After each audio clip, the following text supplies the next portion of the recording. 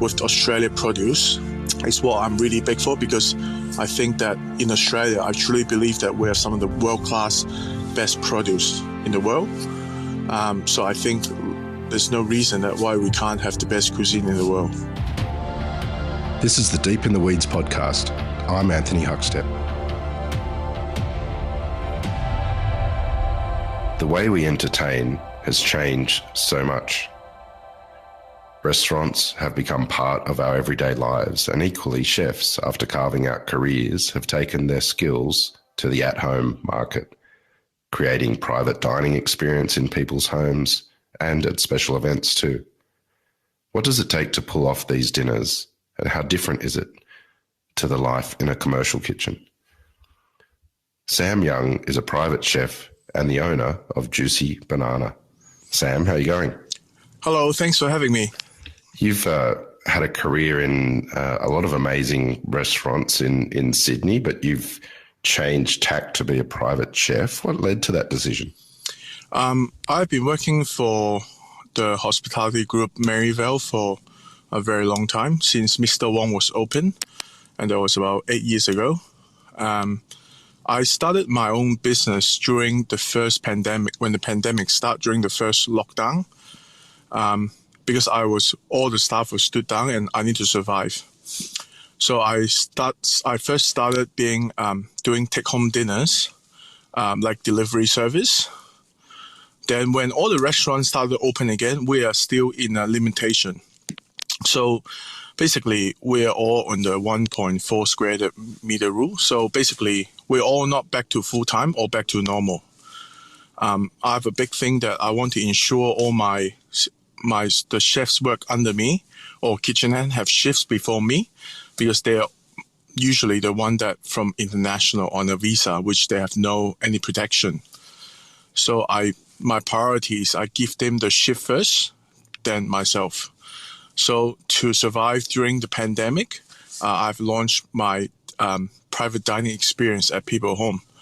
And that's how COVID has changed my life completely for the last 15, 16 months. Well, tell us about what that shift was like for you. Obviously, you did it for survival, but how different was it trying to create those private experiences in people's home compared to the restaurant life that you were used to? I'll talk about the changes first. It was a really intense experience during the first few months of the lockdown, because I'm very passionate about food and about cooking, and food is my life. And I've been doing that for the last how many years I've been cooking, and I just don't see myself not cooking for others. So I guess that's what motivated me to become a private chef, to cook in other people's home, because I can still do that. Cooking in private dinners is very challenging and exciting at the same time, because you never get to see the kitchen you'll be working with again. So you rock up and there might be not oven, or there might be the fridge might be broken, or like there's many interesting stories throughout, and you go to some of the most incredible house or apartment that I've ever seen in my life. But then also there's some houses that is a bit small and hard to work with, and it's pretty much a mix in a bag, and you just got to work with wherever you got to work with and pull it off and put on a good experience for your customer. Well, I'd love to get into some of the stories of the adventures that you've been on, but let's go back. Tell us about food in your family growing up. So my mom is a very, very good cook. Growing up in Hong Kong, I'm always spoiled, because food is a big part of our family, just like most of the Asian culture families, like food is really big. And my mom is a really good cook, to a certain extent that my mom loved to cook for other families and other friends. Or even at church, like we'll have potluck lunch, like where you bring a dish, and my mom dish will always be the one that people love the most. And I guess that's how I got into food, because I really enjoy eating my mom food, or I really enjoy eating. And I think that's where I have a really strong connection between me and food. Are there any dishes or feasts that you recall from your youth that you have such fond memories about? Well, I think one of the most important dish to me from my mom is my mom dumplings. And I guess that is the reason why during the pandemic I start selling dumpling in supermarket with my mom recipe, because for me that's the biggest connection between me and my mom, and I would love to deliver that experience to my friends and family and followers on Instagram in Sydney. Tell us about these dumplings that you launched. What sort of varieties were there, and what makes them so special? So my mom have this recipe that she make this garlic chives dumpling with pork, and there's also dry shrimp in there, and there's also like shiitake mushroom in it. They're not cheap to make, and because just with the ingredient, they're fairly expensive. But I remember when I was a kid, when I was age of 10, I would easily eat 20 to 30 dumpling at a time, because I love it so much, right? And these are the dumpling that even my family, beyond my family friends, would love it so much, they will put an order from my mom. And my mom would just make the dumpling and freeze it and then pass it on to them without charge, obviously. But during the pandemic start, I would think to myself, I was like, well, I can carry that legacy and let people try my mom's recipe, because that's a really important dumpling in my life. So originally, the original recipe called for pork, but I realized that a lot of my clientele or my customer doesn't eat pork. So when Charcuterie Charlie's asked me to develop a dumpling recipe for them to sell my dumpling via all the Charcuterie Charlie shops, I developed a chicken dumpling recipe so I can sell it through all their shops. And that was a really big hit. And later on, I also launched a prawns dumpling for all the pescatarian or people doesn't eat meat. So that's at the moment, we had 3 variety that I had launched last year in the pandemic. Your mum inspired you to become a chef, but tell us about what it was like when you first started working in a commercial kitchen. I guess my first commercial kitchen experience is probably like when I went to school in the US, probably working in the school cafeteria kitchen, and that's where my first experience are. And I guess I left home since I'm 13, and I always seem to have connection with the kitchen because I love to eat. And kitchen is the place where the food is available all the time. You've travelled all over the globe, Italy, Canada, Hong Kong, Vietnam, Malaysia. Tell us about the experiences that you've had and what influence they've had on you cooking. So I left home since I'm 13. I went to Canada for boarding school for 2 years. Then I lived in the US for 6 years after that. Then just before I head home, I actually lived to go to school in Italy for 3 months. And I went back Hong Kong to learn to become a chef and learn the craft for about a year. Then I was on a single ticket to Australia after 12 years later, I'm still here. What made you decide to come to Australia? Well, I was working in Hong Kong for trying to learn the craft of cooking, and I discovered from my colleagues there's actually a thing called working holiday visa, and my colleagues my fellow chef actually went to Scotland. And we use a lot of ingredients in Hong Kong from Australia, the Australian Wagyu, Australian lobsters, Australian rocket salad. Like, we use a lot of ingredients from Australia, and they're beautiful and they're amazing. And I thought to myself, I actually never been to Australia. So I was like, I want to go and check it out and see what's all this delicious food come from. Where did you first get a job in Sydney, and tell us what it was like compared to the culinary landscape of Hong Kong? Actually, it was a huge story that when I first started in Sydney, after 14 days of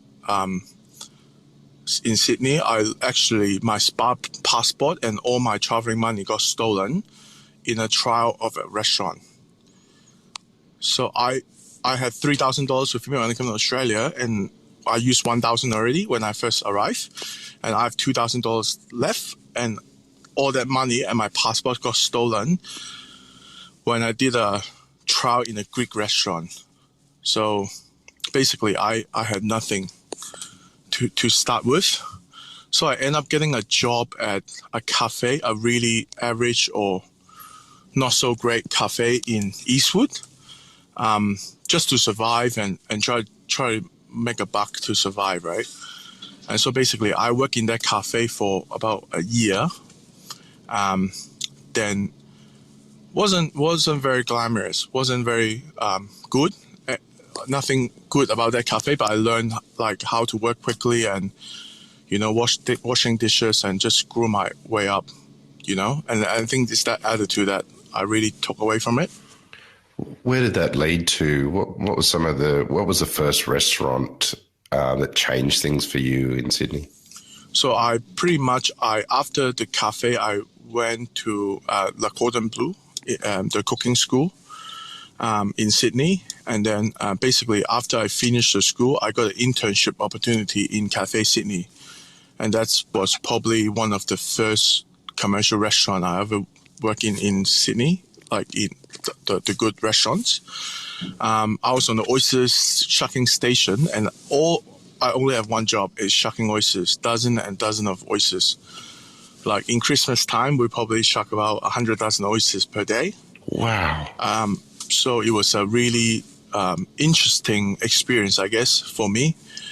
But then after that, I finished my school. Then my very first job was actually working opening team of Mr. Wong.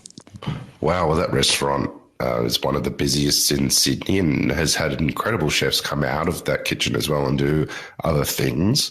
What was it like, the energy of that kitchen in the early days? Do you have any memories you can share? Mate, I'll never forget that restaurant. It was really, really busy. And also the intensity was really, really intense, right? It's a big brigade, it's a big team, and so many amazing chefs in that kitchen at the same time together. And I think that's a period of time that I'll never forget. You ended up working for numerous venues for Maryvale. What were the real highlights for you? I think the highlight, I really enjoyed my time working for Mr. Wong in the beginning, because it was really opened my eyes up what a really busy kitchen is like. But I think the highlight of my time in Maryvale is probably the last restaurant I work at, which is Lotus in Potts Point. It was a pop-up restaurant we knew that was a 1-year pop-up restaurant. And I think that the experience there really got me a good foundation of how to run my own business nowadays. Well, Lotus was a hat tilt to the restaurant that had been there many years earlier in the same site. What was it like combining with Dan Hong and sort of recreating that, but giving it a new life as well? Well, I guess when I first took the job, I thought I would just be cooking Dan's food for a year, and then I'll move on and do something myself. But I guess the pandemic really changed up a lot of things, because my goal is to have the most revenue in the restaurant as possible, because that way we can afford the staff to give them the shifts. So we have really focused on premiumization of the dishes. So we end up like selling Wagyu every day, truffle every day, caviar every day, and everyone wants the premium experience. And I think that's where I realized that there's a big market in Sydney that people actually want a premium dining experience. This episode is proudly supported by Montague, handpicked for you. The things that we're really looking for in plums, first of all, they've got to be sweet. We're really looking for a full flavour explosion in our plums. Red flesh is critically important to us, higher in antioxidants, so all that good stuff. And then we're also looking to add a slightly firmer texture, so there's almost a little crunch. That's the real driver for us. For more information, go to montague.com.au. Tell us about your cooking. As you mentioned, you spend a lot of time in different countries. How has that time spent in those countries influenced your cooking? Well, I guess like my heritage is I'm from Hong Kong myself, right? So obviously, I have a huge passion with Chinese food. However, I also live in North America for about 6 years. So I guess like the North American food for me, which is whether it's a lobster roll or whether it's a piece of nice ribeye steak, that's really where my passion are. And also like I'm obsessed with the country Italy. Like I love Italian food. I love Italian cars. I just love. I'm obsessed with the cultures, and that's the reason why I went to school there. So I guess like pasta and noodles is kind of like where my passion are. And I guess I wouldn't call my food is like fusion, because when you say fusion, is you combine two really you have really good knowledge of two cuisine and combine them together, which I don't think I know enough or a lot, but then I kind of just put ingredient and food that I like together and using different techniques of different countries and put up food that I love to eat for my customer. Some people like to share the similarities between Italy and China with noodles and pasta and all different things within the cuisine. Do you think there's similarities there? Absolutely. I think what my vision are is, I think that between the two cultures, first of all, they're all very passionate about eating. We're very produce driven with what's seasonal and what's not seasonal. And I just think that there's too many stuff that, like we have the similar stuff, but just in different style. For example, Italian, we have Italy, we have pasta, we have noodles, right? And they'll have borgetta, and we'll have like a roast pork. You know what I mean? And I think that like we just have very similar stuff, but that I think the flavor profile could excite each other. Like for example, I'm using pasta, but I'm using Chinese flavors, which was really delicious. And I just think that that's what I want to do in the future. You mentioned that doing private dining, there's been all sorts of challenges and hurdles. Do you have any stories that you can tell us about of one or two of the dinners that it has surprised you or shocked you? I was on a holiday house in the southern Highland, right, to cook for a private dinner. It's like a 3-hour drive away from Sydney, and basically halfway during the cooking, after we sent the first course, the whole house have turned with no gas. So all the oven didn't work, all the gas stove didn't work. There's no hot water access to the house. And pretty much that I just have to work out the whole menu with just my little hibachi that I bring with me all the time with charcoal and a little small portable gas stove. But at the end of the day, we make it happen and we cook it nicely. But at the same time, stuff like that is really challenging. Tell us a bit about the team that you've created there and how you guys work together. The team is actually very small.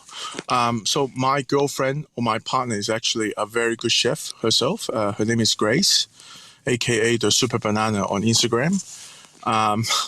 But we met each other at Maryvale in our time in Miss G's together. But we work together at Miss G's, Queen Chow, Tolly's. There's many restaurants we work together. Then she moved on to Polly Restaurant in Surrey Hills. So she's actually a very good chef, but pretty much we work together really closely and really well. Because I'm really good with like talking and socializing with the guests and a little bit of cooking, I guess. And she's very organized and she cooks really well. And I think that that's a really unique chemistry that we have, and we help each other and build on the business. Take us to one of the events that you do. Can you give us an idea of the sort of dishes that you're cooking and experience that you deliver? So I have a signature menu that what I always do. So you always start with a luxury seafood platter from ingredient around the world and Australia. I believe that there's no better way to start with a meal with the best seafood available. in Australia and around the world. Then you'll move on to I always have a pasta course, which is usually lobster pasta or truffle pasta when it's truffle seasons, which I'm absolutely obsessed with. And then at the end, you will always have a steak and different sides, right? A Wagyu steak, to be accurate, so which I cook on the hibachi right in front of you. And then you have dessert to finish. So usually that's the structure of my menu, because not most importantly is it has to be executionally perfectly, because you can't do anything too complicated. So I just like to feature the best ingredient that I can source and really showcase the ingredient and let the ingredient speak for itself. With this new business that you created out of the adversity of COVID and the challenges involved, what is it that you love about what you're doing? I guess I love cooking for, I guess that interaction with guests, that I can see their facial expression when they eat my food, and that satisfaction is really inspiring me to push harder and make better food. Also, I guess my service is very personal, where you can twist your menu, you can change your menu. If there's a special ingredient you want me to feature, I can feature that ingredient. So it's really good. Like, for example, I went down to South Coast one time to cook a dinner, and the guy in the morning went and dived and got lobsters for themselves. So I pretty much just cooked the lobster over fire and served them the ingredient that they serve themselves. And also, for example, truffle seasons, right? Like, I could have done, we can go truffle hunting with my clients, and I will serve the truffle that they hunt for themselves and cook them a meal from the truffle that they actually work for it, which is a really cool experience, in my opinion. With the changes that you've had and the success of this, do you see yourself going back to working in restaurants? Absolutely. My dream have never changed. My dream is still to have a restaurant with my partner and girlfriend, Grace, and that dream has never been stopped. So the whole private dining scene is great, it's fantastic, but I'm really looking forward to go back to restaurant and do a service again. What sort of cuisine and offering are you thinking about when that day comes? It's very hard to say now, because I'm a believer of, we need to cook what the market needs, or we need to cook the food that what the customer wants, because I think that there's no point that you cook whatever you want to cook, but the customer actually don't want it. But I guess my style of food, or our style of food, will be a lot of influence with wood fire and fire cooking, because that's what Grace, my girlfriend, is very passionate about.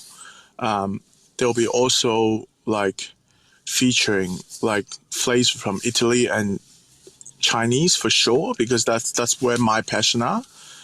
But what we really want to do is just a little bistro that, just like in Paris, like a little bistro, but you do a really small menu, but you do it really well. And I think that's what we're aiming for.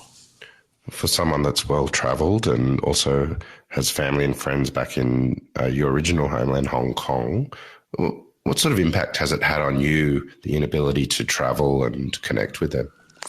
Well, I mean, I'm very lucky. I'm a very lucky guy. I've been traveling for the last 20 years in my life. I guess every opportunity that I have, I can go back to see my family, I would do that. But then every time when I go home, that will lead to a different adventure to any Asian country nearby, which I get inspired every time when I go travel and I eat, and I think that bring back the experience overseas and trying to recreate in Australia is what, with Australia produce, is what I'm really big for, because I think that in Australia, I truly believe that we have some of the world-class best produce in the world. So I think there's no reason that why we can't have the best cuisine in the world. Big Sam Young is your Instagram handle, but during the pandemic, you've been on a fitness kick. Tell us about that. Actually, that fitness journey started when I was still working with Maryvale. They have a program to have chefs to go on like a boot camp for 10 weeks. Then I got introduced to this gym called Fourth Athletic in Paddington.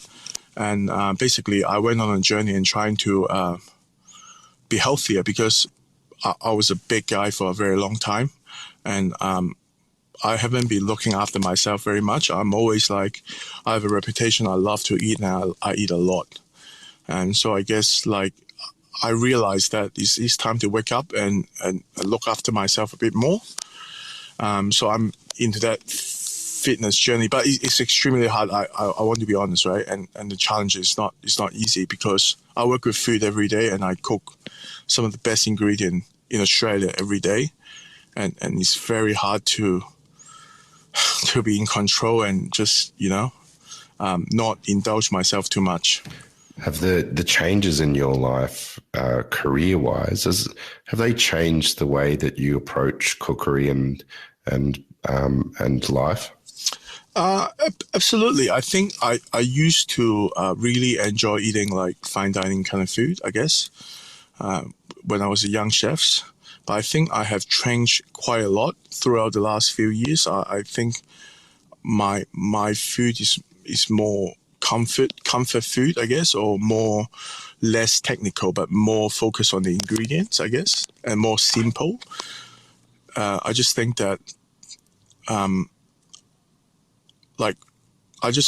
if I die tomorrow, right, I just really want to eat a really perfectly cooked piece of steak, like a big ribeye, and that's exactly what I want. And I think that's what driven me that to pursue on that. If we just find the best piece of steak available in Australia, then you will just cook it nicely and you already done half of your job, Well, Sam, I tend to agree. If you get great ingredients, half the battle is over.